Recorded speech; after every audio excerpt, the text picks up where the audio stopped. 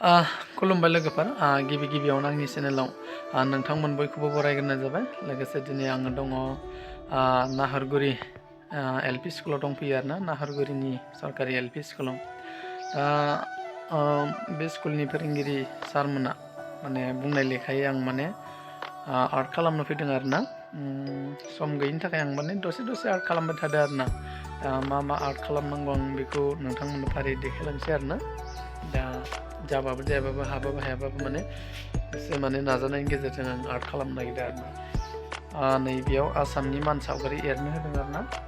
बियो दाबो आबुं जाजोबाखै, गोबां माबा लिरबावनांगौ दं आरोना। आरो नैथिंजाय दङ जोंहा हारिमायारि फिरफिला, भारतनि फ्लेग आरोना। आरो नैबे मोनसे जायगा दङ, बेयावहाय माने गान्दा आखिनांगौनो लोगोफोर, आसामनि गान्दा आरोना, डाइनासर। बेयाव खालामनांगौ आरोना। दा बिदिनो दसे आर्ट खालामफैगासिनो आरोना समनि आंखालाव। दा माबायदि जादों एसे माने बेकग्राउन्डथिं देखायनोसै लोगोफोर माबायदि जादों। नै बे जाबाय आसामनि मान सावगारि लोगोफोरनि। बेयाव आङो नाम लिरबाय नैबेबायदि आसामनि मान सावगारि। ओरैनो साइड जिं ओरैनो बर्डार हिसाबै आर'नाइफोरखौनो ओरैनो फिसा एरना होबाय आरोना। दाइसिं खालामलायासै आङो। बिथिंजायनि आं मेपखौ आखिबाय।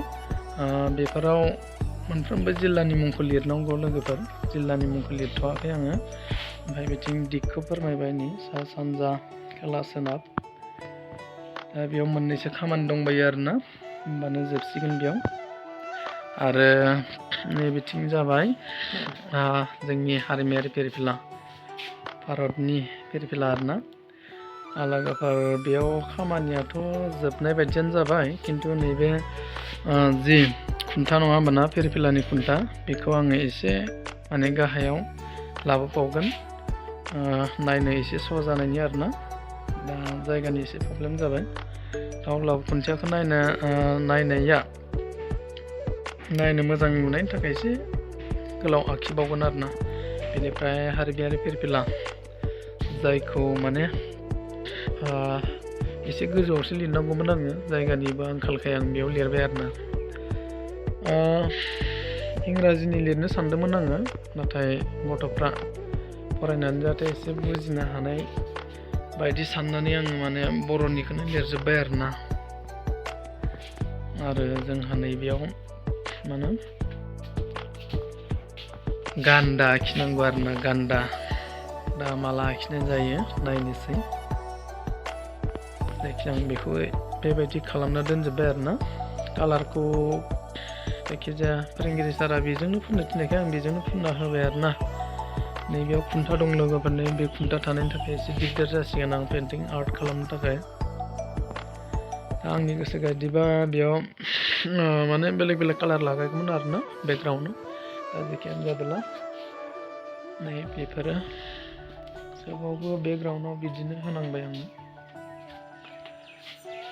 ओरै गोजौआव सोरबा माबा लिरदोंमोन, नै बोसोनखान्थिफोर, सोरनि समाव सोर मा लिरदोंमोन मिथिला। आं लिरनाया नै बेफोरबायदि जायो आरोना। एसेबां मोजां जाया होननाबो नुयो, जायखिजाया नाजालांबाय थानोसै। होमबा लोगोफोर जोंहा नैबे आर्ट खालामनाया माने फाइनेलि ओंखारथारबा माने नोंथांमोननो दिन्थिनोसै आरोना। दिनैनिफ्राय माने जोब्बासो दिन्थिखानोसै माबायदि जागोन।